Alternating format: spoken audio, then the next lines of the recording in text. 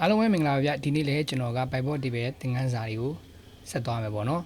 ်အဲ့တော့ဒီအခု PowerPoint မှာပြထားတဲ့ PowerPoint မှာပြထားတဲ့ကျွန်တော်ဒီအချက်ကလေးတွေနဲ့ပဲဒီနေ့သင်ခန်းစာကို sharing လုပ်ပြီးတော့မှာဖြစ်ပါတယ်သင်ခန်းစာ video file သင်ခန်းစာဒီ lecture file ကိုတွားလိုက်မယ်ပေါ့နော်အဲ့တော့ဒီမှာကျွန်တော်က PV11 ဆိုပြီးတော့ file လေးတစ်ခုကိုစောက်ထားတယ်ဒီမှာမိကုန်းအပေါ်မှာရှိတယ်ပေါ့နော် top 3 product and bottom 3 product ပေါ့နော် overseas ရောင်းအပေါ်မှာကြည့်ပြီးတော့အမြင့်ဆုံး product 3မျိုး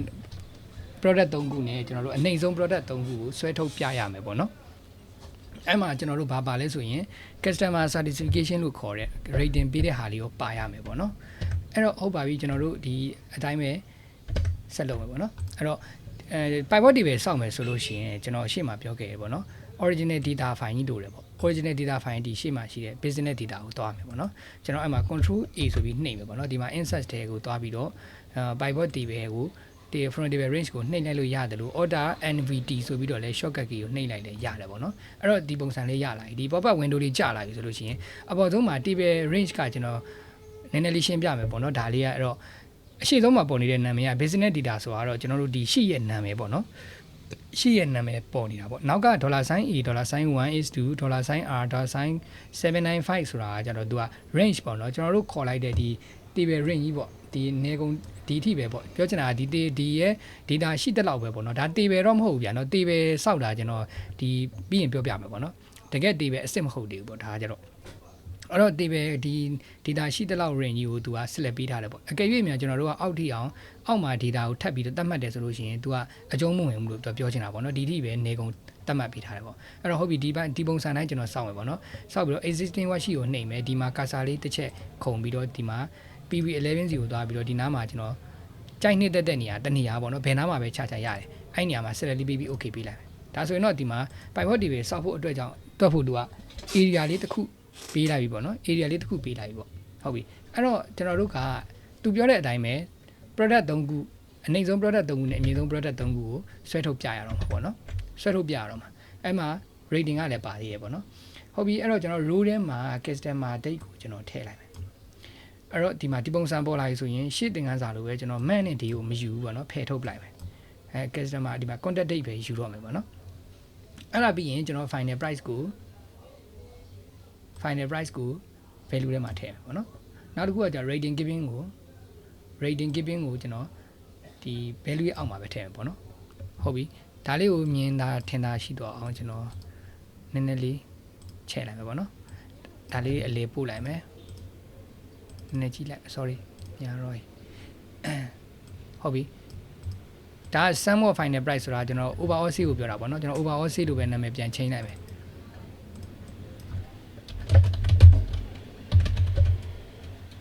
sorry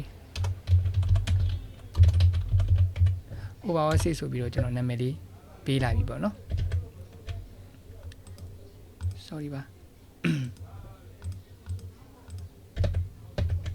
pointer ပျောက်သွားတဲ့အတွက်ကြောင့်ကျွန်တော်ပြီးပြီပါအဲ့လိုဖြစ်သွားတာเนาะ sorry ပါအဲ့တော့ဒီမှာ overall sale ဆိုတဲ့နေရာကိုရောက်လာပြီအဲ့တော့ဒီထဲမှာကျွန်တော် overall sale ကိုကြည့်ပြီးတော့ sorry ဒီ product 3ခုအနှိမ့်ဆုံး product 3ခုနဲ့အမြင့်ဆုံး product 3ခုကိုဆွဲထုတ်မယ်အဲ့တော့ကျွန်တော်ဒီ row level ရဲ့ဒီဘေးများလေးပေါ့ဒါလေးပေါ့เนาะဒီကောင်ကတော့ကျွန်တော် date လိုပဲတက်လိုက် date လိုပဲပြောင်းလိုက်တော့မယ်เนาะ date လို့ပြောင်းလိုက်တော့မယ်ဟုတ်ပြီအဲ့တော့ဒီဘေးများလေးကိုကျွန်တော်ဆွဲချလိုက်မယ်ချပြီးရင်ကျွန်တော် value filter ဆိုတာရှိတယ်အဲ့ဒီ value filter တွေကိုတစ်ချက်သွားလိုက်မယ်ဒီဘေးမှာပေါ်လာတဲ့ window pop up window လေးအောက်မှာပဲအောက်ဆုံးမှာ top 10ဆိုတာရှိတယ်အဲ့ဒါလေးနှိပ်လိုက်မယ်အဲ့တော့ top 10ကိုလိုချင်တာမဟုတ်ကျွန်တော်က top 3ကိုလိုချင်တာ3ဆိုပြီးပြောင်းလိုက်မယ် overall C ကနေပြီးကြည့်မှာဖြစ်တဲ့အတွက်ကြောင့်မလို့ကျွန်တော်မချိန်တော့ဘူးပေါ့နော် okay ပဲပေးလိုက်တော့မယ်ဒါဆိုရင်တော့ तू ကအမြင့်ဆုံး3ခုကိုဒီမှာရောက်လာပြီပေါ့နော်ကြာလာပြီပေါ့နော်အဲ့ဆိုရင်ဟုတ်ပြီကျွန်တော်အမြင့်ဆုံး3ခုပြီးသွားရင်အနိမ့်ဆုံး3ခုလိုသေးတယ်အဲ့တော့ control C အကုန်လုံးကိုကျွန်တော် select မှတ်တယ်เนาะ control C ဆိုပြီးတော့ဘေးမှာရှင်ရဲ့ပဲကျွန်တော် control V ချလိုက်တယ်เนาะဒါလေးအနေနဲ့ပြန်ချဲ့လိုက်မယ်ကြည့်တော့ဟုတ်ပါပြီအဲ့တော့ကျွန်တော်ဒီမှာတော့ကျွန်တော်ကဒီများလေးကိုပဲဆွဲချပြီးတော့ value filter ကိုပဲပြန်ရွေးမယ် top 10ထဲမှာသွားပြီးတော့ကျွန်တော်ကဒီခါတော့အမြင့်ဆုံးမဟုတ်တော့ဘူးအနိမ့်ဆုံး bottom ကိုရွေးပေးလိုက်မယ် okay ပေးလိုက်မယ်ဒါဆိုရင်တော့ဒီထဲမှာပေါ့เนาะအမြင့်ဆုံးဆိုတာတွေsorry အနှိမ့်ဆုံး3ခုဒီမှာပြလာတယ်ဒီမှာအမြင့်ဆုံး3ခုပြလာတယ်ပေါ့နော်အဲ့တော့ဒီမှာကျွန်တော်ကဒီဇင်ဘာ23ဆိုတ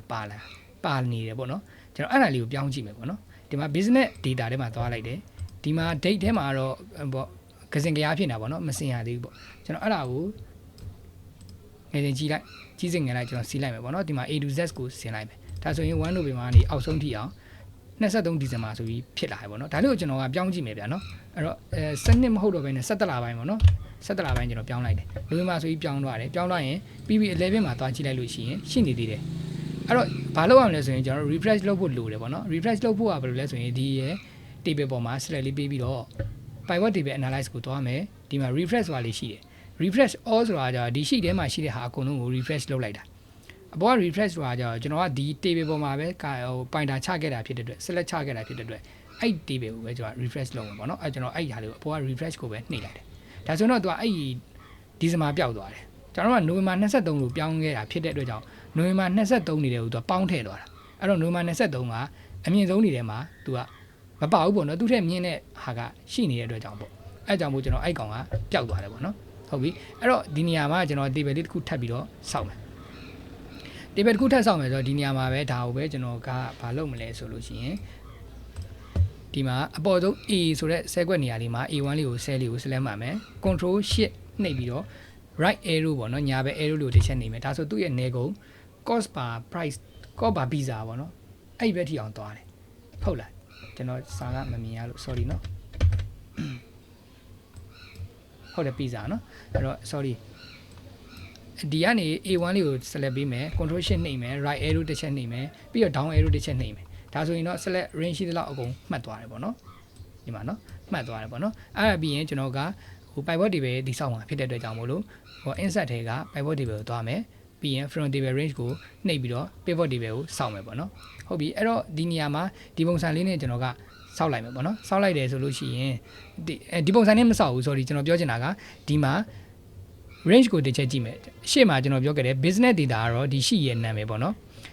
ရှေ့မှာတော့ကတော့ကျွန်တော်ဘာမှမပြောင်းခဲ့နဲ့ဒီဒေါ်လာဆိုင်းတွေလည်းဘာမှမပြောင်းမနဲ့ဒီတိုင်းပဲစောက်ခဲ့တာပေါ့ဒီနေရာမှာတော့ကျွန်တော်ဘာလေးပြောင်းနေလဲဆိုရင်ဒေါ်လာဆိုင်း995ဆိုတာလေးကိုအကုန်ဖြတ်လိုက်မယ်အဲ့တော့ဒေါ်လာဆိုင်း R ပဲကျန်ခဲ့တယ်ဒီတစ်ဖက်မှာကျတော့ကျွန်တော်ဂျားထဲမှာနှစ်ခုခြားထားတာကတော့ကျွန်တော်တို့ is to ပေါ့ double full stop လေးနဲ့ခြားထားတယ်ပေါ့နော်အဲ့ဒီကောင်လေးရဲ့နောက်မှာရှိတယ်ကျွန်တော်ကဒေါ်လာဆိုင်း1ဆိုတာလေးကိုကဏ္ဍတွေကိုအကုန်ဖြတ်လိုက်မယ်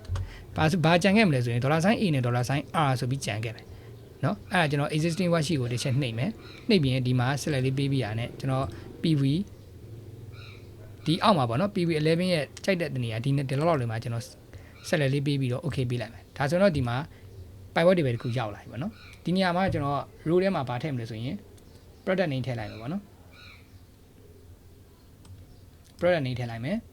နောက်တစ်ခုကကျွန်တော် final price ကိုစောစောလိုပဲ value မှာထည့်မယ် rating ကိုလည်း rating giving ကိုလည်းကျွန်တော်ဒီဟာမှာထည့်လိုက်မယ်ပေါ့နော်အဲ့တော့ဒါလေးရလာကျွန်တော် name နေရာတော့မ change တော့ဘူးเนาะကျွန်တော်ပြောချင်တာအဲ့တော့ဒီ table နဲ့ဒီ table နှစ်ခုကြာမှာဘာကွာခြားရလဲကြည့်လိုက်တာနဲ့ကျွန်တော်တို့ဒီမှာ blank လေးပါလာပြီပေါ့နော် blank သူကဘာလို့ blank ပါလဲဆိုတဲ့အခါကျတော့ကျွန်တော်တို့ပေါ့ table ကကျွန်တော်တို့ dollar sign dollar sign A dollar sign R ဆိုပြီးကျွန်တော်ကထားခဲ့တယ်ပေါ့နော်ပြောချင်တာကအဲ့တော့ဒီ table range တစ်ခုလုံးပဲမဟုတ်တော့ဘဲနဲ့သူကအောက်တစ်ခုလုံးစာပေါ့နော်ဒီပြောချင်တာအကုန်လုံးပေါ့နော်ဒီအောက်ထိအောင်အကုန်လုံးပေါ့ဒါတွေပါလာတယ်အဲ့အတွက်ကြောင့်မလို့သူက blank ဆိုတာလေးကထွက်လာတယ်ပေါ့နော်ဒီ blank လေးထွက်လာတယ်ပေါ့ဟုတ်ပြီကျွန်တော်တို့အဲ့ဒါဆိုလို့ရှိရင်ဘာလုပ်မလဲဆိုလို့ရှိရင်ဒီကောင်ကိုကျွန်တော်တို့က table စောက်လိုက်မယ်ဒီ table ကြီးကဒီ data တွေကကျွန်တော်တို့မြင်နေရတာကြီးက table မဟုတ်ဘူးတကယ် table စောက်တယ်ဆိုတာကကျတော့သူ့ကိုတက် table စောက်ပေးရတာပေါ့နော်ဟုတ်ပြီအဲ့တော့ကျွန်တော်ကစောစောလိုပဲကျွန်တော် control A နှိပ်လိုက်လဲရတယ်နော် control A နှိပ်လိုက်လဲရတယ်ဒီမှာ control A ဆိုရင်ဒါအကောင်လုံး select မှတ်သွားတယ်အဲ့ကောင်ကိုကျွန်တော် table စောက်မှာဖြစ်တဲ့အတွက်ကြောင့်မို့လို့ဒီ home ထဲမှာပဲဒီမှာ conditional formatting ရဲ့ဘေးမှာ format as table ဆိုတာလေးရှိတယ်အဲ့ကောင်လေးကိုဖွင့်ချလိုက်မယ်ဒီတွေက table design တစ်ခုရွေးလိုက်မယ် okay ပေးလိုက်မယ်ဒါဆိုဒီကောင်က table ဖြစ်သွားပြ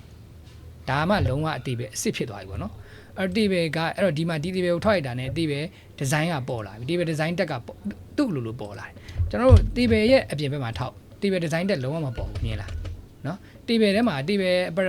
table range ထဲမှာထောက်လိုက်ရင်တော့ table range table design က table design တက်ကလေးကပေါ်လာတယ်ပေါ့နော်အဲ့တော့ table အကွက်ထဲကဘယ်အကွက်မှာမဆိုထောက်လိုက်တာနဲ့ table design တက်ကိုဝင်လိုက်မယ်အဲ့တော့ဒီမှာ table ဆိုတဲ့သူ့ရဲ့နာမည်ပေါ်တယ် table 1ဆိုပြီးတော့ပေါ်တယ်အဲ့ table 1ကိုကျွန်တော်နာမည်လေးတစ်ခုပေးလိုက်မယ် BUSINESS business data November ဆိုပြီးတော့ပေးလိုက်မယ် enter ခေါက်လိုက်မယ် ဒါဆိုရင်ဒီ table ရဲ့နာမည်က table မှာနာမည်ရှိသွားပြီ business data November ဆိုပြီးတော့နာမည်ရှိသွားတယ် table ရဲ့ဂုဏ်သက်တည်ကဘာလဲဆိုလို့ရှိရင်ကျွန်တော်ဒီ PowerPoint မှာရေးထားတယ်နော် column reference and data challenge plan ဒီမှာ range and table source ပေါ်ပိုင်ပေါ့ကျွန်တော်တို့ table ကို column တွေကိုတိုးလို့ရတယ် row တွေတိုးလို့ရတယ်သူ့ရဲ့အဲ့တော့ table က automation extend လိုက်လုပ်သွားတယ်ဆိုလိုချင်တာကကျွန်တော်ဒီနေရာမှာကျွန်တော်ထားလိုက်ပါတော့เนาะ p b o r 0093လို့ကျွန်တော်ပေးလိုက်မယ်093ဆိုပေးလိုက်မယ် enter ခေါက်လိုက်မယ်အဲ့တော့ table ကသူ့လိုနားလေတယ်အော် table အစ်နောက်တစ်ကြောင်းထပ်ပြီးတော့စာကတိုးသွားတာပါလားဆိုပြီးတော့သူက table range ကထပ်ပြီးတော့တိုးပြီးသွားတယ်ဒီမဲ့လေး color လေးပါတယ်ပေါ့နော်အဲ့တော့ဒီနေရာမှာအစ်တိုးလိုက်တဲ့နေရာမှာ data မှာထောက်လိုက်လို့ရှိရင်လေသူ့ရဲ့ table name က business data November ဆိုပြီးတော့ပေါ်တယ်ပေါ့နော်ဒီဘေးမှာထောက်ရင်တော့ table မရှိဘူးပေါ့နော် table မှမဟုတ်တာအဲ့တော့ဒီနေရာမှာထောက်လိုက်လေ table name ကပေါ်တယ်ဒီနေရာမှာထောက်လေ table name ပေါ်တယ်ဒီနေရာမှာထောက်လေ table name ပေါ်တယ်ဒီမှာ business data November ဆိုပြီးပေါ်တယ်ပေါ့နော်ဟုတ်ပြီဒါကတော့ကျွန်တော်က row တိုးလိုက်တာ column တိုးကြည့်မယ် column တိုးတာကကျွန်တော်ဒီဘေးမှာကျွန်တော် remap ဆိုပြီးတော့ဟာကြီး remap ဆိုပြီးတော့တိုးလိုက်တာနဲ့ enter ခေါက်လိုက်တာနဲ့ဒီကောင်က column အတစ်တစ်ခုကသူ့အလိုလို table ကဒါ table ပဲဆိုပြီးတော့သူက range ကတိုးသွားတယ်ပေါ့နော်ဒါ table ရဲ့ဂုဏ်သက်တည်တွေပေါ့နော်ကျွန်တော်အဲ့ဒါကိုပြောချင်တာပေါ့နော်ဒီဟာလေးပြောတယ်ဆိုတာじゃ range က table ရဲ့ source တွေ range တွေကဘယ်လိုရှိလဲဆိုတော့အဲ့ဒါလေးပြောချင်တာပေါ့အဲ့တော့ကျွန်တော်ဒါတွေကမလိုဘူးပေါ့နော်ကျွန်တော်ဒီအတစ်တိုးတာကြီးကျွန်တော်ဖြတ်ကြည့်မယ်ဖြတ်လိုက်တော့မယ်နော်